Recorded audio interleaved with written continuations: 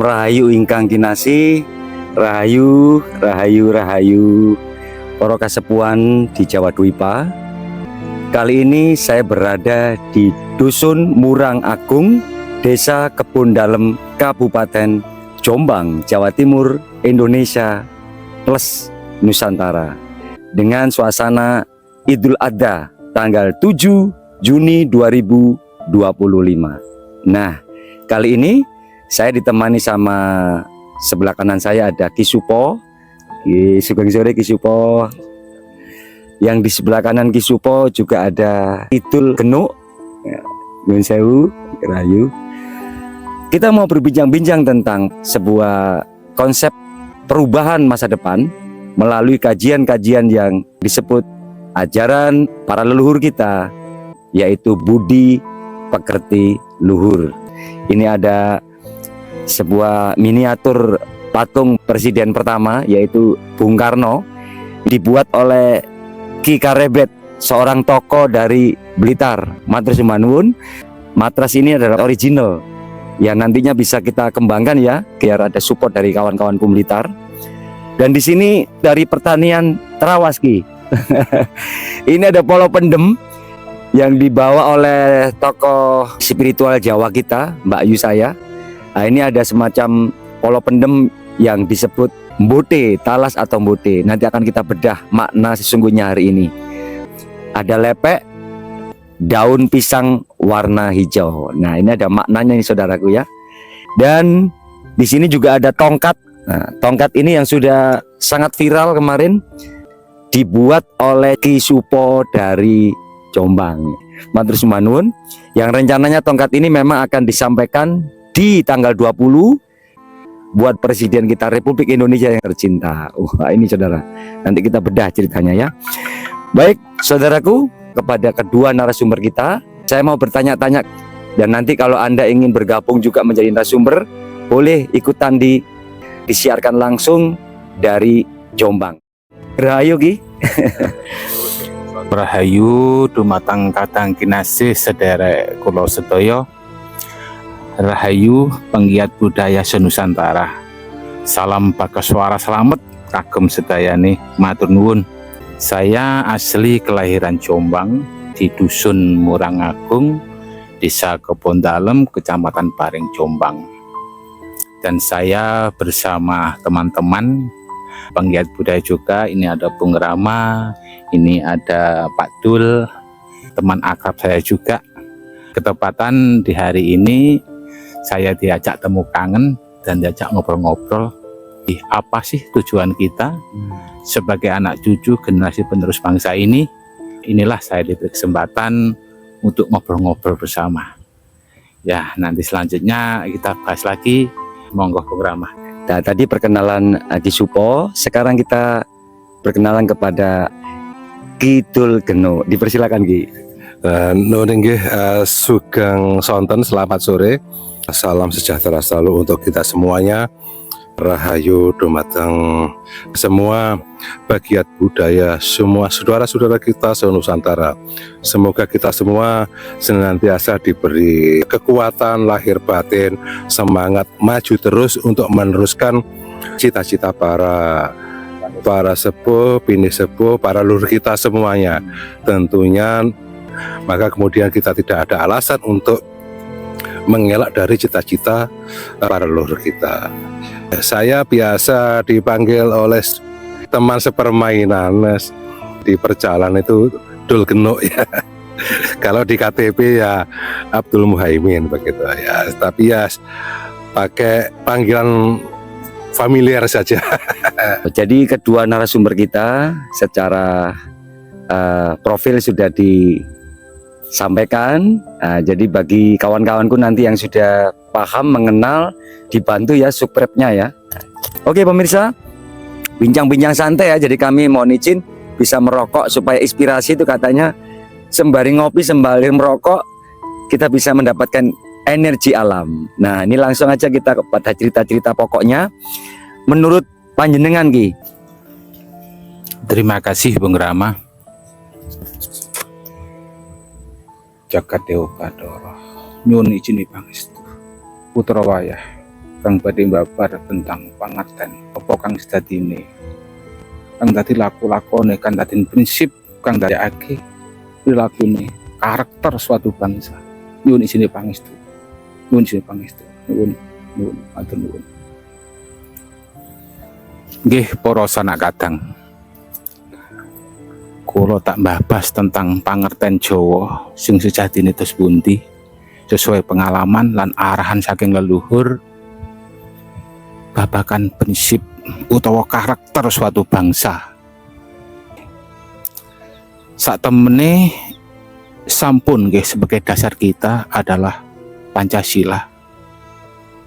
Tapi hakikatnya saat ini pun bangsa kita itu hanya sebagai simbol yang tertera di dinding-dinding sekolahan, perguruan tinggi. Tapi hakikat makna dari Pancasila itu bangsa kita jarang yang mendalami seutuhnya. Bahwa karakter bangsa, jiwanya ada di Pancasila. Dan tertera dasar-dasar Pancasila itu seperti sila yang kelima. Dari sila-sila itulah sebenarnya jati diri bangsa ini. Andaikan kita sebagai bangsa yang mengerti bab ketuhanan, tentunya perilaku kita sesuai dengan sila-sila yang tertera di Pancasila itu. Sehingga terjadilah kemakmuran, keadilan. Itu nantinya. Tapi harapan ini semoga ya kita sebagai pewaris, sebagai anak cucu ini terus mengkaji ulang agar generasi kita nanti paham betul apa sih ranah Pancasila itu. Ya sebenarnya itulah karakter bangsa kita. Intinya seperti itu. Ya untuk menindaklanjuti dari saudara kita Bung Rama, kesan-kesan apa yang kita berikan kepada bangsa ini. Tentunya bagaimana kita menanggulangi krisis seperti ini. Ini adalah peringatan dari leluhur. Kita mestinya berpikir mengapa negeri kita yang makmur ini terjadi seperti ini. Dan inilah PR yang kita harus menjawabnya. Inilah peringatan buat kita sebagai generasi penerus anak bangsa. Karena kita sudah melenceng dari kodrat kita sebagai manusia bumi yang ada di Nusantara ini. Tapi karakter kita, jiwa kita sudah dirasuki dari budaya seberang atau lain. Kita harus kembali ke jati diri bangsa agar kita tetap dalam naungan leluhur, dalam pantauan leluhur, dalam perlindungan leluhur, karena kita sebagai anak putra yang bekti kepada leluhur. Jangan tinggalkan adat tradisi budaya kita. Kita punya karakter sendiri, kita punya jiwa sendiri, karena kita hidup di bumi pertiwi ini. Bumi inilah Tuhan kita, pepundhen kita, leluhur kita. Inilah yang kita bekteni.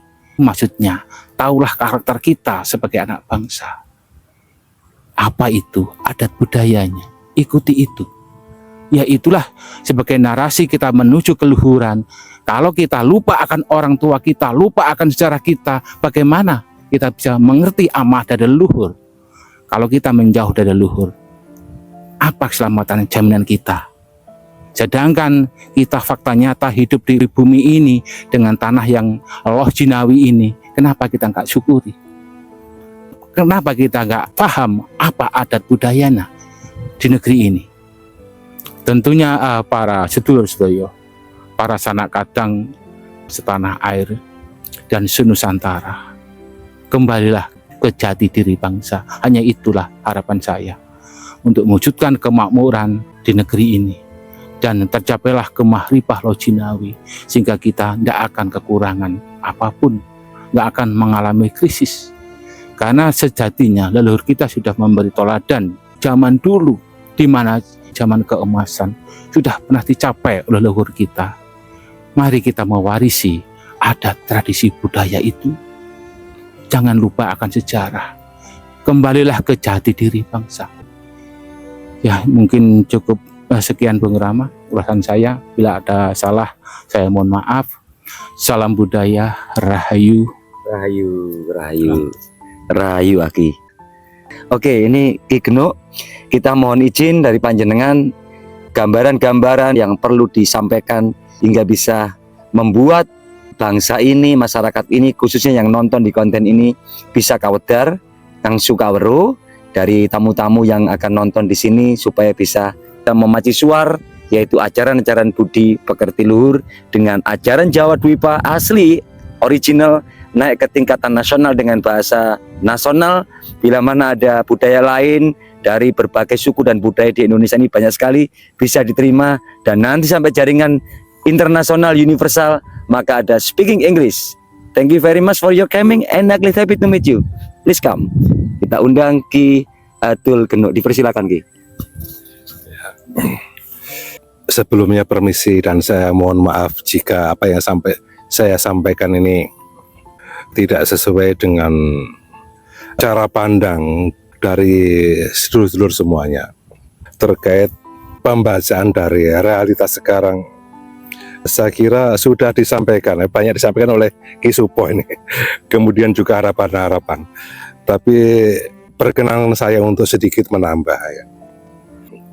Memang tidak bisa kita hindari majunya teknologi, berkembangnya budaya saat ini. Cuman ini persoalannya boleh saya bilang kita ini belum siap sebenarnya ya, atau boleh dibilang salah kita lah ya. Kita sudah menduga majunya teknologi seperti apa, kemudian kita tidak cepat-cepat konsolidasi kepada generasi lalu kita, sehingga ya saya mohon maaf sebatas saya melihat sekarang ini terutama kalangan milenial nih dalam sisi sosial kayaknya lebih cenderung membahayakan, sehingga kita sebagai orang tua ini kira-kira bisa mati penasaran karena tidak bisa meninggalkan lingkungan yang baik untuk anak cucu kita, bukan karena tidak bisa meninggali warisan harta benda ya. Tapi setuju apa yang disampaikan Ki Supo ya, kita harus kembali ke jati diri bangsa. Lah, jati diri bangsa ini harus dimulai dari pribadi masing-masing. Kita harus belajar apa pesan-pesan di dalam diri kita melalui para leluhur dengan ajaran-ajarannya. Tentunya para leluhur tidak ada pesan-pesan untuk negatif.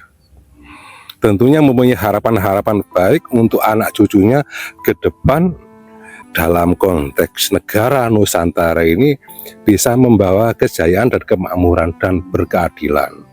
Cuman kadang-kadang kita ini pola dan strategi apa yang harus kita lakukan ini.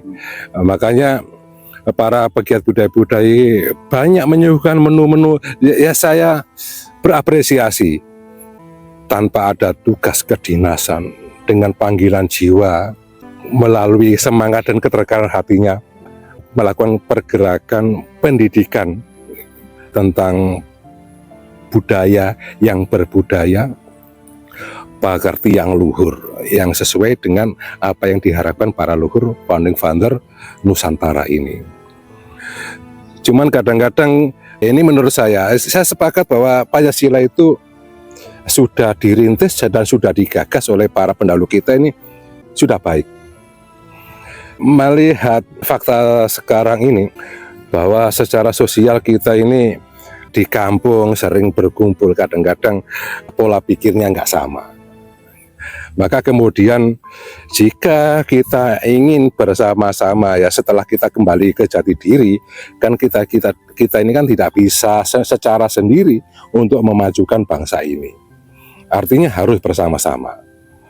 Jika merujuk Pancasila, saya memulai dari sila ketiga, kita harus bersatu.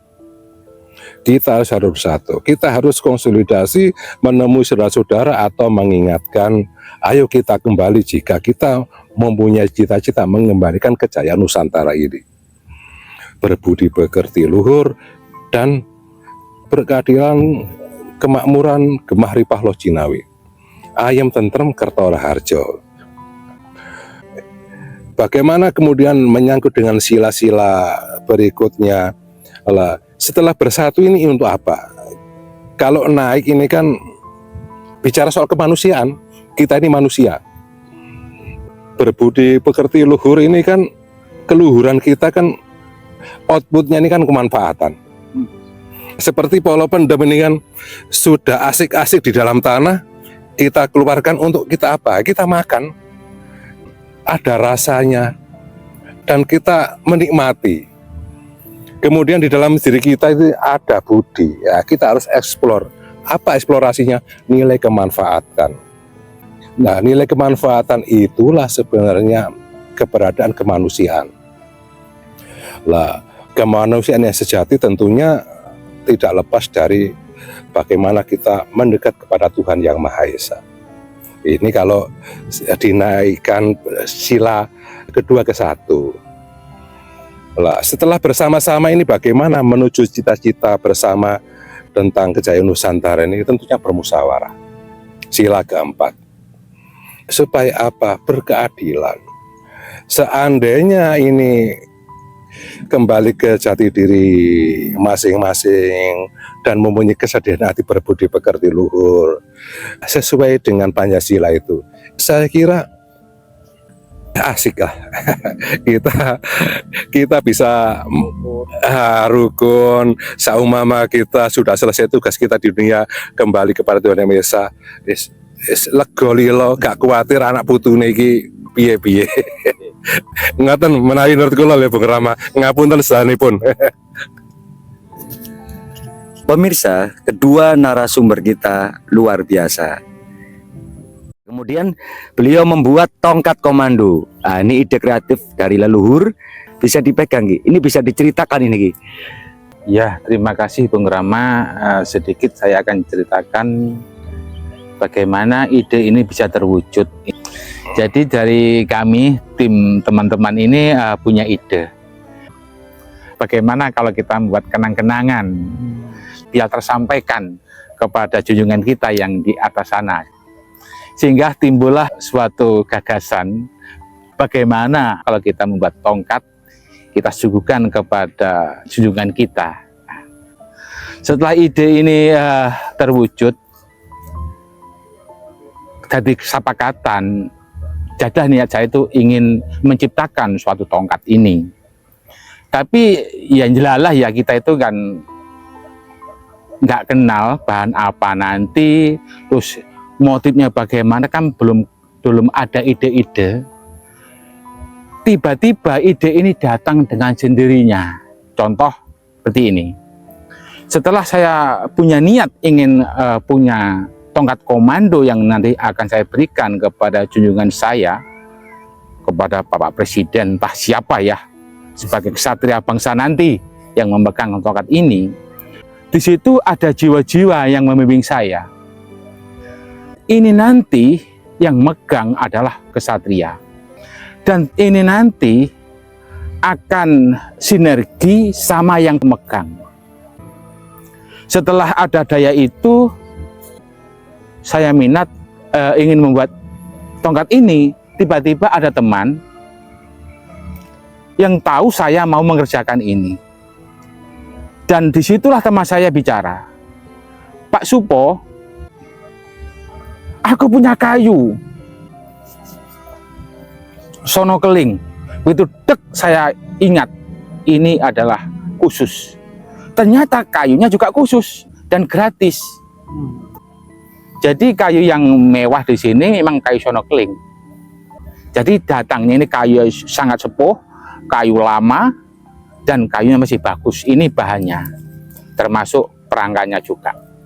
Setelah selesai motif ini, terlintas di pemikiran saya bahwa unsur semua ini harus membawa arti. Sehingga di situ ada jiwa-jiwa yang membimbing saya membuat tongkat komando ini. Salah satu adalah daya yang paling kuat elemen di semesta ini adalah daya api. Sehingga teringat dalam jiwa saya, rangkaian dari tongkat komando ini adalah unsur api. Kayu saya panggang dengan api, kuningan saya cor juga, bikin sendiri. Bulir ini lambang dari arus energi juga dari api. Timbullah daya api di sini, dan semua ini yang saya pakai ini adalah unsur api.